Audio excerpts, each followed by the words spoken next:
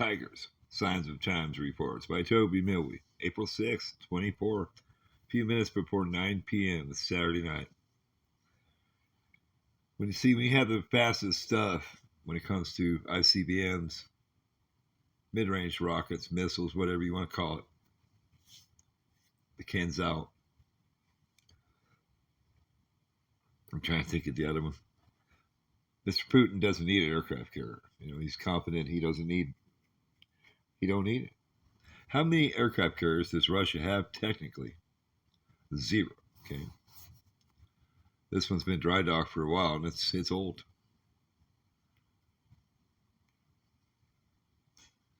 December 30th, 23.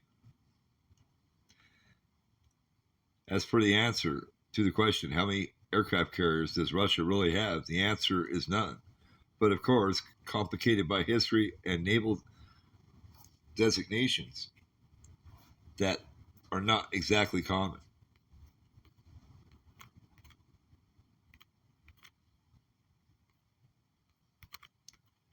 Well, I'll tell you. It'd be nice not to have commercials, and they seem like they never went away. We need a commercial virus. So it says here, the United States Navy has 11 aircraft carriers of the world's 40 plus active flat tops that are operated by 14 navies. Yet it is important to remember that not all of those ships are in active service. Vessels can be officially commissioned and considered active in yet Navy roles, yet still be out of service as they undergo refits and repairs. Of course, you got to see some boobs too. This is the case with the USS George Washington, CBN 73, and USS John C. Stennis, CBN 74, which are currently undergoing their respective nuclear refueling and overhaul. This process typically takes 4 years. This process typically takes 4 years as the ships are essentially taken apart and rebuilt. Or political crap. This is thus a trick question when asking about the number of Russian aircraft carriers. If we're going to be completely technical on the matter, Admiral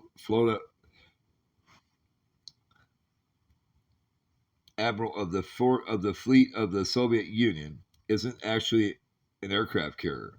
Instead, it's a heavy aircraft cruiser in Russian classification, the flagship of the Russian Navy. She was built by the Black Sea Shipyard and was launched in 1985.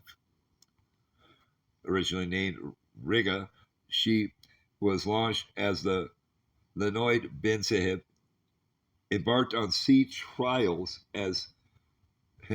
but was finally named for Admiral hero of the Soviet Union. At the time of her commissioning, the Soviet Navy had intended her to be the lead ship of a class of at least 2 aircraft carriers. However, her sister ship was incomplete when the Soviet Union broke up in 1991. The unfinished warship was subsequently sold by Ukraine to China and eventually completed, refurbished in Dalian, and commissioned as the... Okay, I've seen... There is an aircraft carrier over there in China that is Russian, and a guy swam out to it. And they were going to scrap it, and they didn't. And there was a guy who swam out there and snuck onto it. It's off the coast of China there somewhere. To get into a little more detail, this trick question has a second component. But given the state of affairs in Russia, it is unlikely that there will be any future carriers. More importantly, it could be argued that Russia technically has no carriers, as the flagship has been out of service for a refit in Murmansk since November 18. It remains unclear when or even if she ever returns to service. Even before the carrier returned for her refit, some officials in the United States Navy had expressed concerns that the carrier was unfit for service in 2011. The Navy was worried about that she might sink while in service in the Mediterranean Sea, as she struggled during her only 4th deployment from her northern base to reach Russia's naval facilities in Syria.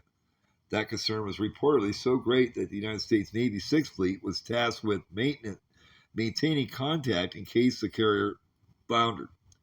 Such fears were actually well founded and justified, as 2 years earlier, Admiral suffered a fire at sea while deployed to the Mediterranean, resulting in the death of a sailor aboard. In addition, the flat top, which had notoriously and routinely blanched smoke out into the air, spilled hundreds of tons of fuel into the sea while refueling.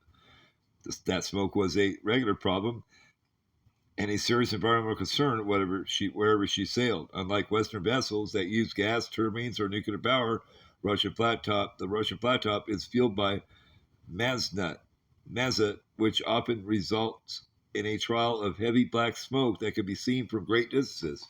The black smoke signal is hardly ideal, for it particularly announces the location of the carrier from miles away. In addition, the Russian flagship has an endurance that is mere 45 days. That issue is compounded by the fact that even before it begins the war in Ukraine, Russia had few ports where the aircraft cruiser could operate year-round. During deployments, the carrier was often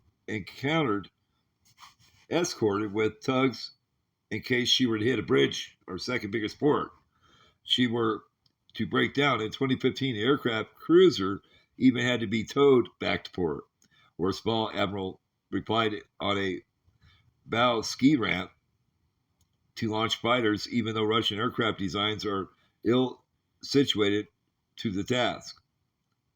When Admiral was in service, it could be argued she was barely a reliable warship. However, she isn't in service and has been in service for years. Since November 18, she's been undergoing a refit that has proven especially troublesome. Soon after arriving in port, the carrier was damaged when a 70-ton floating crane fell on the flight deck, tragically killing a worker and injuring 4 more. Just a year later, a fire broke out in the engine room during a welding accident, which resulted in 2 more deaths. The facility's dry dock, which is absolutely vital to the repairs, was damaged during a power outage. Corruption has also been an issue, so much so that the director general of the shipyard overseeing the repairs was arrested for investment of funds. I don't know about that. The original plan was to see the ship return to service in 2020 and remain operational until the end of the decade.